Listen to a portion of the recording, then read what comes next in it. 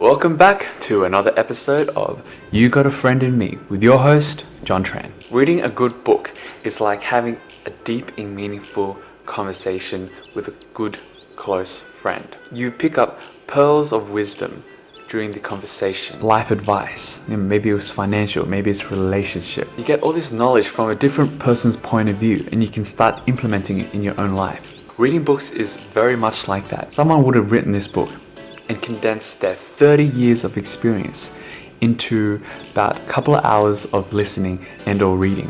I remember I wasn't always like this. You can ask any of my sisters, any of my close friends, how much reading was a difficulty for me. Back in primary school, we had a reading list of things to read issued by our librarian.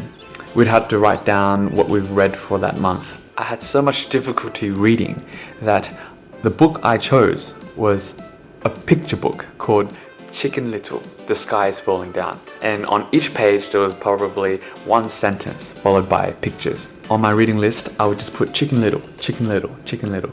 I continued reading this book because I had so much trouble retaining and reading information. In primary school, I was actually in the special education class, the special ed class, they called it, because I was so slow and I was behind my other peers. I was so special that I didn't even know I was in a special education class until a few years later.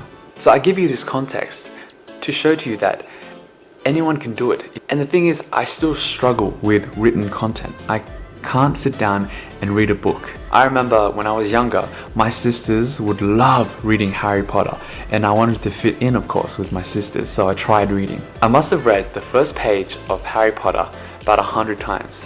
I'll sit down and try to read the book, and I get distracted, so I have to go back to the first sentence and read again. If you're in the same boat and you can relate, the amazing thing is that there are things now, such as podcasts and audiobooks.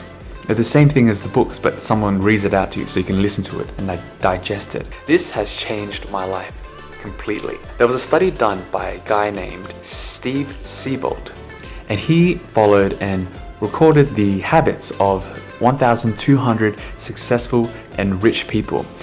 And they all shared something in common. They all read. One of the excuses I remember having for not reading books is that reading can be expensive. I was like, books are like expensive.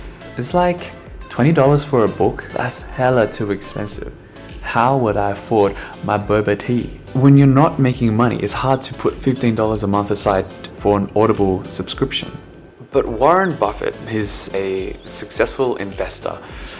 He says something along the lines of, investing time and money into self-development is the best return of investment. Another excuse I came up with at the time was that books are boring. Like, I can't even sit through Harry Potter. How am I supposed to read a self-help book?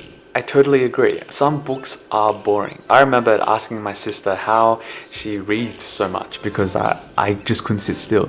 And she just told me it's because I enjoy it. The reason why you find it boring is because you haven't found the right book.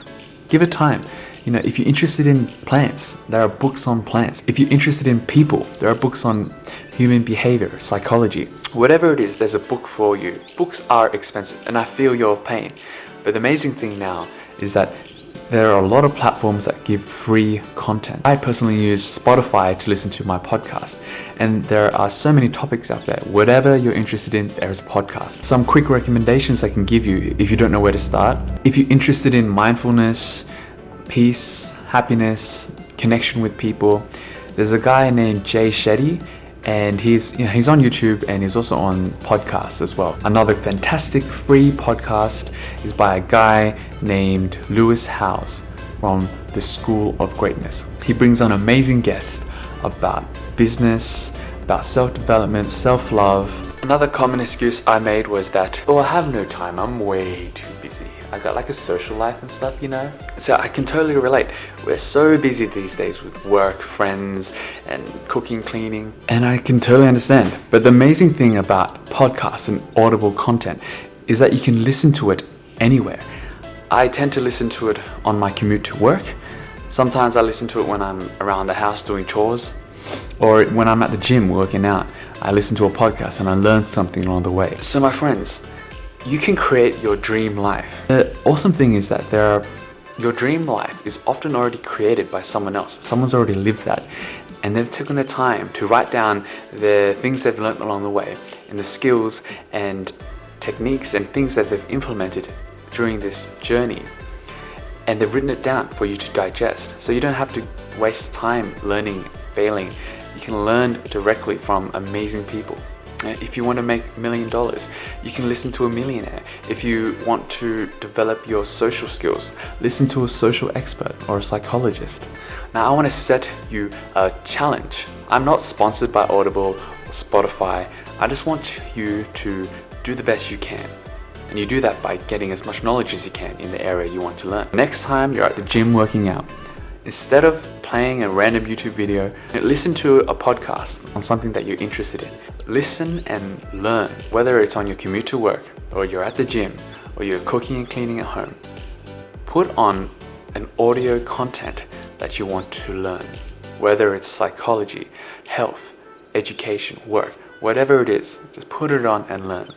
And do me a favor, screenshot that podcast or audiobook you're listening to and comment down below. I'd love to see what you're listening to. I'd love to learn if it's interesting as well. That's it for this episode. I hope you have an amazing night of listening to more content. I look forward to making more content. If you like what you're hearing, you like what you see, let me know. Thanks, Tran Fam. Catch you later.